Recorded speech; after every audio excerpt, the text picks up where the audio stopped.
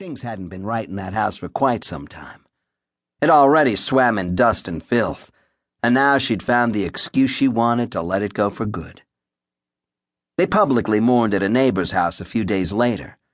Inky got glad-handed like a convention-going Shriner by a parade of insincere strangers in ill-fitting suits, most of whom had come to gawk at the grief-stricken widow and mooch off the buffet. Then, as always, untimely death made for good snacking. Young Inky picked at a half-warm piece of kugel and looked for a way out. A hulking alter cocker approached. Inky had seen him before at his father's poker nights, which had always ended with the old man out double-digit bucks and asleep under the dining-room table, an empty bottle carelessly tucked under his arm like a football about to be fumbled. The old fart took Inky's hand. His breath smelled like a bison's.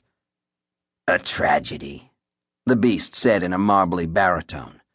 "A terrible tragedy." Inky didn't know how to respond to that. He knew tragedy full well, but he didn't know what the word meant. The guy leaned in close. "Today you are a man," he said. What a load. For the first time in his life, which admittedly hadn't been that long, Inky felt clarity. He saw through everything. The falseness, the pretension, the standing death that awaited him if he bought in for 5 seconds what was being offered up in that room. The burden of 5,000 years of tradition being used as a smokescreen to mask that he was a nothing, sired by a nothing, doomed to nothingness. But he did have something that no one else in the room could boast. A fertile combination of youth, anger, and speed. Those traits would serve him well for many years.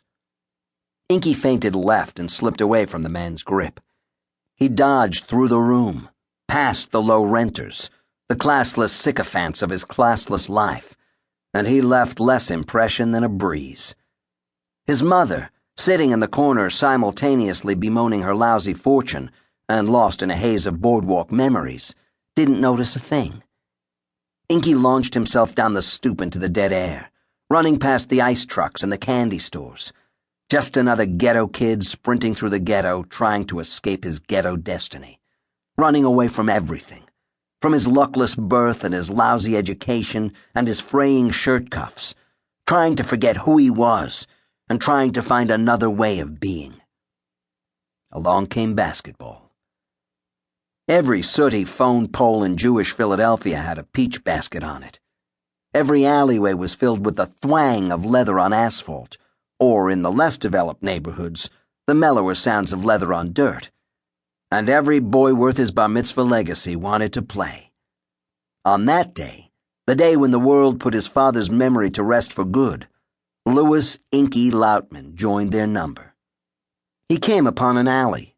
There, 5 boys, a couple around his age, the others older, and all taller than he was, were taking turns and taking aim at the basket. But they clearly seemed bored. Inky stopped and watched. He was many blocks from home. These boys wouldn't know him from Greenbaum. The ball got away and rolled to Inky's feet. Inky stared at it as though it had just fallen from the sky. "Hey, Shorty," one of the boys shouted. "Me?" Inky said. "You gonna give us our ball?" "Sure," Inky said. Inky picked up the ball. It felt smooth and worn, totally natural in his hands, like he was putting on his best pair of overalls. "Throw it, you ass!" Inky drew back the ball to his chest, crooked his elbows, and shot a decent-looking bounce pass down the alley. The boys looked impressed. Inky had no idea why. "You play?" asked another boy. "No," Inky said. "You want to? We need a 6th. "Okay." "Why are you wearing a tie?"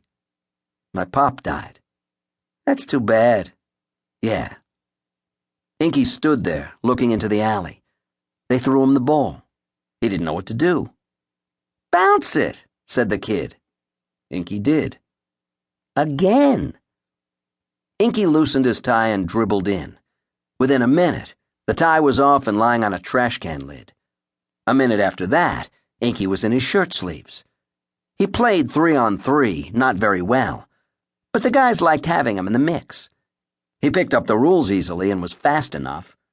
Inky had the instinct even then to pass the ball, to scrap, to dive to the ground, to put his kneecap where it shouldn't go. His team won the first game, and then they switched players. Inky got cocky. He started shooting a lot, but he had no technique and no accuracy. This time his team lost.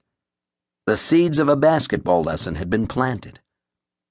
They played until the street lamps came on, 5 hours or more, and then a little longer, until the kids' moms came out of nowhere and dragged them by their ears toward home. But no one showed to drag Inky home. No one ever would.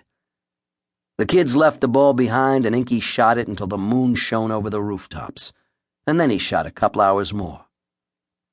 From then on, Inky, untethered from adult supervision, spent his voluminous free time in every alley and on every playground he could find.